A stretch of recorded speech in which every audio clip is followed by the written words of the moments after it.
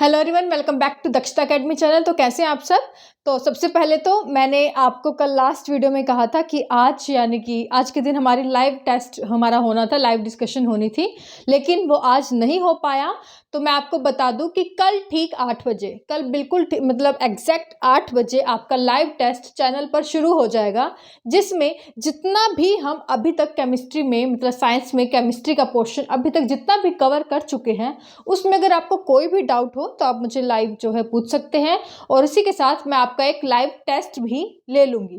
तो ठीक 8 बजे आ जाइएगा। अगर आप चैनल पर नए हैं तो सब्सक्राइब करने के बाद बेल आइकन को ज़रूर प्रेस करें। अगर आपने सब्सक्राइब कर भी चुके हैं उसके बाद भी बेल आइकन को प्रेस कर ले ताकि मेरी वीडियो जब भी आए, मैं जब भी लाइव आऊँ, आपको चैनल की जो है नोटिफिकेशन मिल जाए कि मैं जो है लाइव आ गई हूँ। तो कल ठीक 8 बजे जो है मैं लाइव आ जाऊँगी, आप तैयार रहिएगा। दूसरा, आज का जो हमारा टॉपिक पर आते हैं, आज हमारा जो केमिस्ट्री का नेक्स्ट टॉपिक है, इंपॉर्टेंट है, एंटीबायोटिक्स यानी कि प्रतिजैविक दवाएं या फिर जो एंटीबायोटिक मेडिसिन है, किसे कहते हैं, ये सब हम आज की वीडियो में पढ़ेंगे। इंपॉर्टेंट है, केमिस्ट्री में भी आपका ये टॉपिक आता है, साथ ही जो साइंस में आपका बायोलॉजी के अंदर भी ये टॉपिक जो है कवर होता है। तो शुरू करते हैं। तो एंटीबायोटिक्स के शुरू करने से पहले अगर आपको याद हो, कल जो है हमने कुछ दवाइयाँ पढ़ी थी आपका जो डिफरेंट कैटेगरीज, जैसे कि एनाल्जेसिक्स, एंटीबायोटिक्स, एंटीपायरेटिक। तो उन्हीं में से एक ये आपका एंटीबायोटिक हमने कल कवर किया था। मैंने आपको बोला था कि आज जो है हम इसे कवर करेंगे। तो सबसे पहले हम देखते हैं कि जो एंटीबायोटिक्स जो शब्द है सबसे पहले किसके द्वारा दिया गया। तो एंटीबायोटिक जो टर्म है सबसे पहले दी गई वैक्समैन के द्वारा। वैक्समैन ने सबसे पहले ये टर्म जो है यूज की 1942 में। अब हमारा दूसरा पॉइंट है कि एंटीबायोटिक्स होते क्या हैं। तो एंटीबायोटिक जो है ऐसी दवाई होती है जो हमारे शरीर में जो आपके माइक्रोब्स है, माइक्रोब्स मतलब जो आपके ऑर्गेनिजम्स है, बैक्टीरियाज है, वायरसेस है, उनको मार देती है। लेकिन इसकी अच्छी बात यह है कि ये आपके होस्ट को कोई इफेक्ट नहीं करती। यानी कि अगर कोई एंटीबायोटिक मेडिसिन जो है वो ले रही हूँ, तो मेरे जो इन्फेक्शन है बॉडी के अंदर, जो इन्फेक्शन कॉज कर रही है बैक्टीरियाज वगैरह, ये एंटीबायोटिक सिर्फ उन बैक्टीरियाज को ही मारेगा, मुझे कोई इफेक्ट नहीं करेगा। तो ये जो है एंटीबायोटिक मेडिसिन की अच्छी बात है कि ये जो आपका होस्ट है उसे कोई हार्म नहीं पहुंचाता। तीसरी चीज आपको याद रखनी है कि फर्स्ट एंटीबायोटिक कौन सा था। फर्स्ट एंटीबायोटिक जो डिस्कवर किया गया वो था आपका पेनिसिलिन। कौन सा था? पेनिसिलिन। और किसने डिस्कवर किया? अलेक्जेंडर फ्लेमिंग ने। तो अलेक्जेंडर फ्लेमिंग ने सबसे पहले बताया कि आपका जो पेनिसिलिन है ये एक तरह का क्या है, एंटीबायोटिक है। और इन्होंने कब बताया? 1945 में। तो ये जो है टर्म्स आपको याद रखने हैं एंटीबायोटिक्स के बारे में। टर्म दी सबसे पहले वैक्समैन ने। एंटीबायोटिक क्या होते हैं हमने देख लिया, ऐसी मेडिसिन जो हमारे शरीर में जो हार्मफुल बैक्टीरियाज है, वायरसेस है, उनको मार देती है, लेकिन हमें यानी कि होस्ट को कोई हार्म, कोई नुकसान नहीं पहुंचाती। तीसरी चीज, फर्स्ट एंटीबायोटिक डिस्कवर्ड कौन सा किया गया? पेनिसिलिन। और किसके द्वारा? अलेक्जेंडर फ्लेमिंग के द्वारा 1945 में जो है। इसके कारण इन्हें नोबेल प्राइज भी मिला। तो 1945 में इन्हें नोबेल प्राइज भी दिया गया एंटीबायोटिक डिस्कवर करने के लिए। तो ये चीज़ आपको याद रखनी है। अब थोड़ा सा डिटेल में जाए एंटीबायोटिक के बारे में। तो एंटीबायोटिक जो है आपका मेनली दो तरह का होता है। कौन कौन सी तरह के होते हैं? तो वो है आपका, पहला है ब्रॉड स्पेक्ट्रम एंटीबायोटिक। कौन से? ब्रॉड स्पेक्ट्रम एंटीबायोटिक या प्रतिजैविक। हिंदी में आप लिख सकते हैं व्यापक, स्पेक्ट्रम को स्पेक्ट्रम ही, और प्रतिजैविक। और दूसरा है आपका नैरो स्पेक्ट्रम एंटीबायोटिक, यानी कि संकीर्ण स्पेक्ट्रम प्रतिजैविक। तो ये दो तरह के जो है आपके एंटीबायोटिक होते हैं।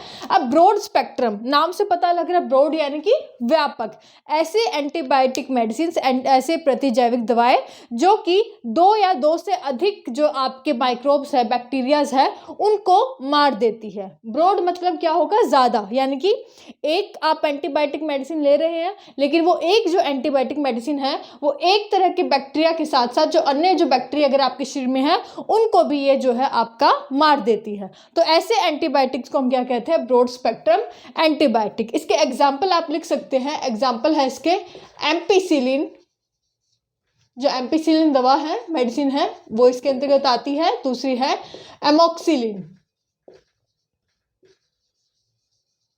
तो ये इसके एग्जाम्पल है। इसके उलट है दूसरा नैरो स्पेक्ट्रम एंटीबायोटिक, यानी कि संकीर्ण स्पेक्ट्रम प्रतिजैविक जो दवाएं हैं, ये जो दवाएं हैं सिर्फ एक तरह के, यानी कि एक कैटेगरी के जो एंटीबायोटिक है सिर्फ उस पर ही जो है आपका एक्शन करती है, उसको ही जो है वो मारती है। तो सिर्फ क्या है संकीर्ण में, नैरो में क्या है कि सिर्फ एक तरह के जो बैक्टीरियाज है या फिर जो माइक्रोब्स हैं सिर्फ उन पर ही एक्शन करेगी, उन्हीं माइक्रोब्स को ये जो है एंटीबायोटिक दवाएं मारती है। फॉर एग्जाम्पल, इनके एग्जाम्पल लिख लिया आपके, वैंकोमाइसिन जो आपकी मेडिसिन है वो वैंकोमाइसिन।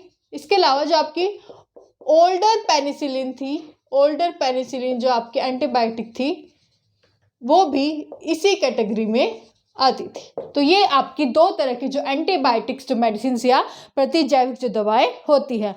अब अगली टाइप देखते हैं। तो ये दो तरह के आपके हम दो तरह से इन्हें क्लासिफाई करते हैं इनके मोड ऑफ एक्शन के आधार पर। अब नेक्स्ट देख लेते हैं, एक और एक्शन हम देखेंगे एंटीबायोटिक्स का, कि जो एंटीबायोटिक जो दवाएं हैं इनका एक्शन क्या है, ये इनका जो है कैसे ये हमारी बॉडी में जाकर क्या किस तरह से काम करती है, किस तरह से फंक्शन करती है, उसके आधार पर भी जो हम एंटीबायोटिक को दो तरह से डिवाइड करते हैं। कौन कौन से? पहला है बैक्टीरिसाइडल, बैक्टीरिसाइडल एंटीबायोटिक्स, यानी कि जीवाणु नाशक प्रतिजैविक दवाएं। और दूसरा है आपका बैक्टीरियोस्टैटिक,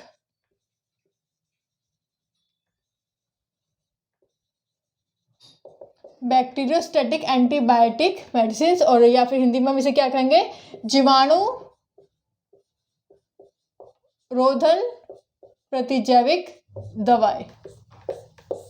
तो ये दो तरह के जो है इनके एक्शन के आधार पर जिस तरह से हमारी बॉडी में काम करती है, फंक्शन करती है, कैसे ये जो एंटीबायोटिक मेडिसिन है उसके बेसिस पर हम इन्हें दो टाइप्स में डिवाइड करते हैं। पहला है बैक्टीरिसाइडल और दूसरा है बैक्टीरियोस्टैटिक। साइडल से मतलब क्या है, नाशक से हमें पता लग रहा है कि ऐसी एंटीबायोटिक मेडिसिन जो कि आपका जीवाणुओं को नाश कर देती है, उनका साइडल मतलब उनको पूरी तरह से मार देती है।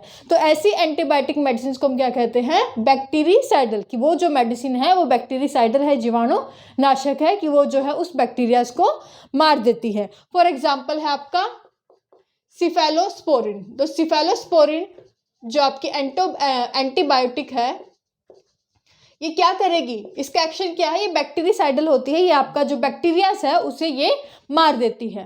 दूसरी तरफ है बैक्टीरियोस्टैटिक, स्टैटिक मतलब रोधन यानी कि रोक देना, यानी कि जहां बैक्टीरिया के जो एक्शन को ये दवाई क्या करेगी कि जो बैक्टीरियास है आपके शरीर में, जो जीवाणु है, उनके एक्शन को वहीं के वहीं जो है वो रोक देगी, उसको ज़्यादा इन्फेक्शन आपके शरीर में उसे आगे ना बढ़े, उसका यहाँ पर रोक देने का काम किसका है, बैक्टीरियोस्टैटिक मेडिसिन का। तो स्टैटिक यानी कि रोधन, रोधन मतलब रोक देना, कि बैक्टीरियाज की जो ग्रोथ है उनको आगे बढ़ने से रोकना इन मेडिसिन का, इन एंटीबायोटिक्स का मेन काम है। तो ऐसे एंटीबायोटिक को हम क्या कहते हैं, बैक्टीरियोस्टैटिक एंटीबायोटिक्स।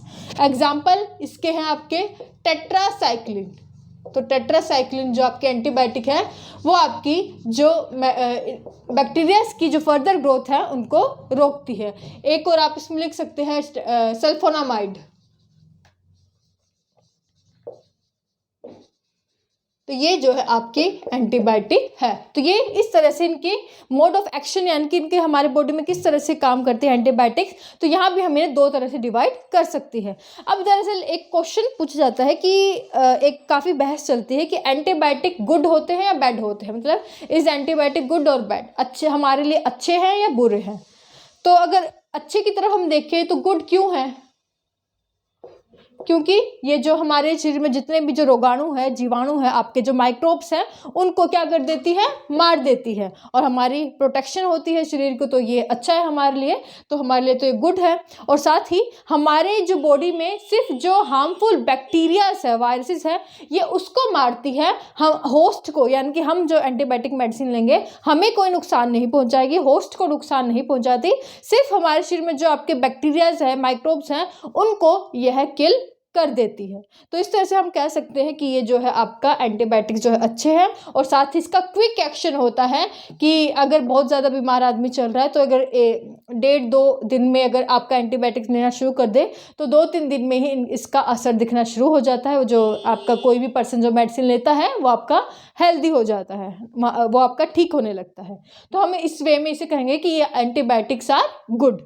बैड क्यों कहते हैं, क्यों कहते हैं कि एंटीबायोटिक्स जो है आपके बैड है, क्योंकि आपने काफ़ी एक टर्म सुनी होगी आजकल जो काफ़ी चलती है, आपकी बहस चलती है काफ़ी इस पर, एंटीबायोटिक रेसिस्टेंस।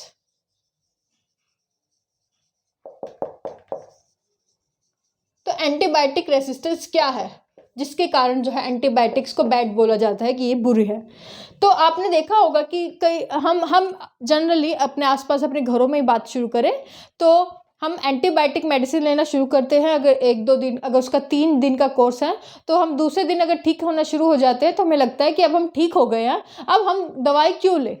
तो हम वो जो दवाई ले रहे थे एंटीबायोटिक, हम उसका जो है लेना उसको बंद कर देते हैं। यानी कि जो हमारे शरीर में, मान लीजिए अगर 100 बैक्टीरिया थे जिसे किल करना था उस एंटीबायोटिक मेडिसिन को, उससे अभी सिर्फ 70 बैक्टीरिया जो है मान लीजिए अगर किल हुए थे, अभी पूरी तरह से 70 क्या 50 लगाए, 50% बैक्टीरिया जो है वो किल हो गए थे, पूरी तरह से किल नहीं हुए थे और हमने जो है अपनी मेडिसिन लेनी बंद कर दी। इससे क्या होगा, आपके शरीर में जो बैक्टीरिया थे वो पूरी तरह से, उनका जो विनाश नहीं हुआ था, पूरी तरह से जो आपका वो ख़त्म नहीं हुए थे। वैसे तो कभी आपके शरीर में बैक्टीरिया आइडियली देखें तो कभी ख़त्म ही नहीं होते, आपके कोई ना कोई रह ही जाता है, लेकिन फिर भी कोर्स लेना, आपको पूरा कोर्स लेना ज़रूरी होता है। जहाँ ये 50% पे इन्होंने दवाई बंद कर देती, ये जो आपका कहाँ तक मार देती है एंटीबायोटिक दवाई, 80-90% जो है आपके शरीर में उन बैक्टीरियाज को जो कि जिसके कारण आपको कोई बीमारी हुई है, उनको ये एंटीबायोटिक मेडिसिन जो है वो मार देती। लेकिन उस व्यक्ति ने पहले ही इस मेडिसिन को बंद कर दिया, जब वो ठीक होने लग गया तो क्या होगा, बाकी जो बैक्टीरियाज है आपके शरीर में जो बचे हुए हैं वो अब उस दवाई के प्रति, जो उन्होंने कोई भी अगर जो मेडिसिन ली थी उसके प्रति जो है वो रेसिस्टेंस क्रिएट कर लेते हैं, एक रोधन क्षमता जो है वो क्रिएट कर लेते हैं। तो एक फिर वो आगे जब भी वो पर्सन उस मेडिसिन को दोबारा कभी फ्यूचर में लेगा तो उसका शरीर जो है अब उस मेडिसिन के प्रति कोई एक्शन, मतलब वो कोई एक्शन ही नहीं दिखाएगा, यानी कि क्योंकि उन बैक्टीरिया जो उसके शरीर में थे उन्होंने पहले ही रेसिस्टेंस उस दवाई के प्रति जो है वो क्रिएट कर ली थी, कि वो पहचान गए कि ये तो वही दवाई है और हम उससे कैसे बचे थे। तो आप इस तरह से समझ सकते हैं। तो रेसिस्टेंस उसकी बॉडी में पहले ही क्रिएट हो चुका था और दोबारा जब वो बीमारी उसे दोबारा से होगी, एक्टिव होगी वो बीमारी उसके शरीर में, और जब वो दोबारा से वो मेडिसिन लेगा तो वो उसकी बॉडी जो है, उसके बॉडी में जो बैक्टीरिया है, क्योंकि वो उस दवाई के प्रति रेसिस्ट हो चुके हैं तो इसलिए अब वो दवाई उन पर जो है, उन बैक्टीरियाज पर असर नहीं कर पाएगी। यानी कि आपका शरीर कैसा हो गया, आपके शरीर के जो बैक्टीरियाज है वो एंटीबायोटिक रेसिस्टेंस हो चुके हैं, उस दवाई के प्रति, उस एंटीबायोटिक के प्रति रेसिस्ट हो चुके हैं।